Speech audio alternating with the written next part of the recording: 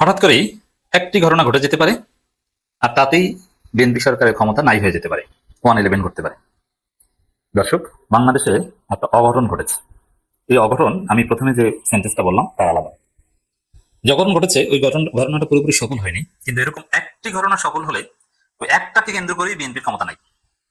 হ্যাঁ, এক্ষেত্রে আমরা কিন্তু বিএনপির পক্ষে, কারণ এই ঘটনা ঘটানোর চেষ্টা করছে আমাদের সবার কমন এনিমি ভারত এবং ইসরায়েল, সাথে আছে যুক্তরাষ্ট্র।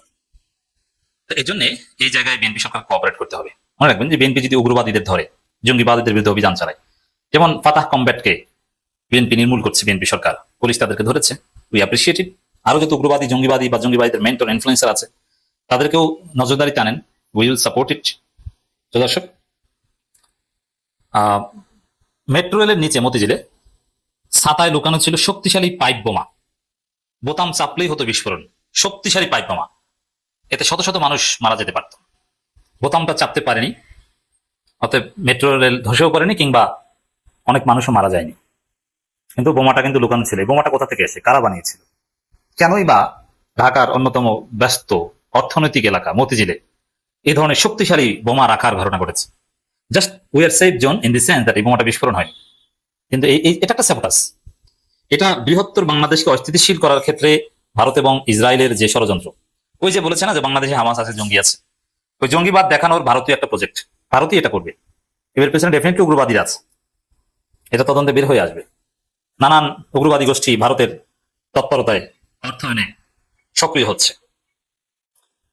তো তারা এখানে সফল হয়নি, কিন্তু বিএনপির আমলে অতীতে সরাসরি ভারতের প্রযোজনায় 63 জেলায় বোমা হামলা করতে কিন্তু সক্ষম হয়েছিল। এবং মতিঝিলে এটা ফাটে নেই, সামনে এরকম ফাটতেও পারে, তারপরে অনেক মানুষ মারা যেতে পারে। সেই 63 জেলায় বোমা হামলায় অনেক বিচারক মারা গিয়েছিল, আপনারা জানেন, এই সন্দেহ মনে আছে, ঝালকাঠিতে পিপি। তো দর্শক, মতিঝিলে বোমা উদ্ধারের এই ঘটনা জামাত ইসলামী উদ্বেগ প্রকাশ করছে। এবং এই ক্ষেত্রে এই ধরনের বোমা বা এই ধরনের বিষয়গুলোর সমাধান হোক, এগুলো নিয়ন্ত্রণে আসুক, এগুলো যাতে উগ্রবাদীরা করতে না পারে, উগ্রবাদীদের ভারত ভারত কানেকশন, এগুলো মূলোৎপাটন করা হোক, এটা জামাত চায়, বিএনপিও চায়। সেই ক্ষেত্রে কিন্তু বিএনপি জামাত এক। কিন্তু আমরা যে ষড়যন্ত্রের কথা বলছি, ভারতের ষড়যন্ত্র, ইসরায়েলের ষড়যন্ত্র, যুক্তরাষ্ট্রের ষড়যন্ত্র, তারা এইভাবেই করে। তারা সাবোটাজ করে দেখায় যে এই যে অবস্থা খারাপ, এই সরকার দিয়ে হবে না। সাপোজ একটা ঘটনাকে কেন্দ্র করে মানুষ ক্ষুব্ধ হয়, অনেক মানুষ যদি মারা যায়, ক্ষুব্ধ হয়ে মানুষ কেউ কেউ রাজপথে নেমে পড়লো, আওয়ামী লীগ তো এখানে উৎপেতে বসে আছে। তারপরে কেউ কেউ বললো যে সেনাবাহিনী ক্ষমতা নিয়ে নেন, এই দেশের জঙ্গিবাদ দমন বা এগুলো বিএনপি সরকারের পক্ষে, রাজনৈতিক সরকারের পক্ষে সম্ভব না, তাদের প্রশ্রয় এগুলো হচ্ছে। অতএব কি করা যায়, তাদেরকে ক্ষমতাচ্যুত করেন। এরকম একটা মোটিভ আছে, কি করবেন? ক্ষমতাচ্যুত করে 111 ঘটাবেন। আর নির্বাচিত বিএনপি সরকারকে উৎখাত করতে পারলেই আওয়ামী লীগ সফল, আওয়ামী লীগের পুনর্বাসন অটো হয়ে যাবে। নির্বাচিত সরকার যারাই আসুক, বিএনপি আসুক, জামাত আসুক, এনসিপি আসুক, অথবা নির্বাচনের মাধ্যমে অন্য কোনো সরকার যদি আসে 30 সালে, মনে রাখবেন যে আওয়ামী লীগ বাংলাদেশে কখনো ফিরতে পারবে, কোন নির্বাচিত সরকার আওয়ামী লীগে ফিরে দেবে না। নির্বাচনের আগে কেউ কেউ আওয়ামী লীগের পক্ষে সুন্দর সুন্দর কথা বলবে, কিন্তু নির্বাচনের পর কেউ আওয়ামী লীগকে ফিরতে দেবে না। কিন্তু অনির্বাচিত কোন সরকার আসলে আওয়ামী লীগ অটো ফিরবে, অটো। 111 আসলে, 111 ঘটলে অটো ফিরবে। তো এই যে মতিঝিলে বোমার ঘটনা, উন্মুক্ত, এগুলো সব ওই ভারত, ইসরায়েল, যুক্তরাষ্ট্রের ষড়যন্ত্র হিসেবে দেখেন। এভাবে রিড করেন। যদি বিএনপি এভাবে রিড করতে পারে, তাহলে আশা করি এগুলো ঠেকিয়ে তারা ক্ষমতায় থাকতে পারবে। এবং যদি এই ধরনের ষড়যন্ত্রের ফলে বিএনপি সরকার পতন হয়, তাহলে জামাতের কপালে বিপদ আছে। এই জন্য জামাত বিএনপি একসাথে এখানে টিকে থাকতে হবে। রাজধানীর মতিঝিলে মেট্রো রেল স্টেশনের নিচে উদ্ধার হওয়া বোমাটি ছিল মূলত ছাতার ভিতর লুকিয়ে রাখা একটি শক্তিশালী পাইপ বোমা বা আইইডি, ইম্প্রোভাইজড এক্সপ্লোসিভ ডিভাইস। কেউ কৌতূহলবশত ছাতাটি খোলার জন্য বোতাম চাপলেই সেটি বিস্ফোরিত হতো। বুঝতে পারছেন? ছাতাটি খোলার চেষ্টা করলেই বোমা বিস্ফোরণ হয়ে যেত। কি ভয়াবহতা! মানে আল্লাহ হেফাজত করেছে বাংলাদেশকে। পুরো মতিঝিল অঞ্চলে একটা রক্তক্ষয়ী পরিস্থিতি তৈরি হতো যদি কেউ বোতাম চাপতো। কোনো পাগল বা পথচারী বা যে কেউ এটা করতে পারে, এমনকি ট্রাফিক পুলিশও দেখতে পারে যেটা কি। এই জন্য সাবধান থাকবেন, রাস্তাঘাটে একটা কিছু পড়ে থাকতে দেখলেই হাত দিবেন না, পুলিশকে খবর দেন, 999 খবর দেন। আমাদের একটা কালেকটিভ রেসপন্সিবিলিটি বাংলাদেশকে বাঁচানো। ভারত এইসব জঙ্গিবাদীদের মাধ্যমে এই ধরনের কাজ করাচ্ছে। আর এই ধরনের বোমা পুঁতে রাখা বা রেখে দেওয়া, এটাই হচ্ছে জঙ্গিদের কাজ, উগ্রবাদীদের কাজ। পুলিশের ধারণা সনাতন ধর্মাবলম্বীদের উল্টো রথ যাত্রা নাশকতার উদ্দেশ্যে এটি রাখা হয়েছিল। তাহলে হিসাবটা দেখেন আরো মিলল।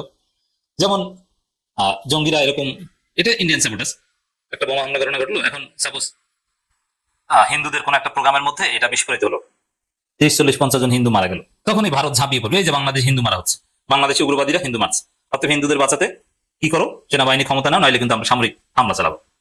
ষড়যন্ত্রের প্যাটার্নটা এরকম, এটা বুঝতে হবে। তবে এই সময় মতো শনাক্ত হয় বড় ধরনের বিপদ এড়ানো গেছে, যে তারেক রহমান যে কত বড় বিপদের মধ্যে আছে, বিএনপি সরকার যে কত বড় খাদের কিনারে আছে, ভারত ইসরায়েল যে কত বড় ষড়যন্ত্র করছে বাংলাদেশের বিরুদ্ধে, just imagine based on this incident. গত শুক্রবার দৈনিক বাংলা মোড় হয়ে শাপলা চত্বরের দিকে সনাতন ধর্মাবলম্বীদের উল্টো রথযাত্রা যাওয়ার কথা ছিল, কিন্তু সন্ধ্যা 6:20 দিকে মতিঝিল ট্রাফিক বিভাগ ডিএমপি কন্ট্রোল রুম জানায় যে মেট্রো স্টেশন নিচে জেনারেটরের কাছে পড়ে থাকা একটি ফোল্ডিং ছাতার ভিতর থেকে মিটমিট করে আলো জ্বলছে। খবর পেয়ে এসআই মোহাম্মদ মুক্তা ও তার সহকর্মী জায়গাটা ঘিরে রাখেন। শোভাযাত্রা যখন ওই স্থান অতিক্রম করছিল তখন আতঙ্ক এড়াতে পুলিশ শর্ট সার্কিট হয়েছে বলে উপস্থিত লোকজনকে জায়গাটি পাশ কাটিয়ে যেতে অনুরোধ করেন। শোভাযাত্রা নিরাপদ পার হয়ে যাওয়ার পর ডিএমপির বোম ডিসপোজাল ইউনিট সদস্যরা ঘটনাস্থলে এসে ডিভাইসটি শনাক্ত করেন এবং নিয়ন্ত্রিত উপায়ে সেটি নিষ্ক্রিয় করেন। তা যদি এভাবে মিটমিট আলো বা চোখে না পড়তো অঘটন ঘটে যেত। জামাত ইসলামী উদ্বেগ প্রকাশ করেছে গোলাম পরোয়ার। তিনি বলেন যে এ ধরনের নাশকতামূলক কর্মকাণ্ডের জন্য জনমনে আতঙ্ক সৃষ্টি করা, উদ্দেশ্য আতঙ্ক সৃষ্টি করা এবং দেশের আইন শৃঙ্খলা পরিস্থিতি অস্থিতিশীল করে তোলা। তাই এ ধরনের দেশবিরোধী তৎপরতা করতে আইন শৃঙ্খলা রক্ষাকারী বাহিনীকে সর্বোচ্চ সতর্ক সক্রিয় থাকার আহ্বান জানান তিনি।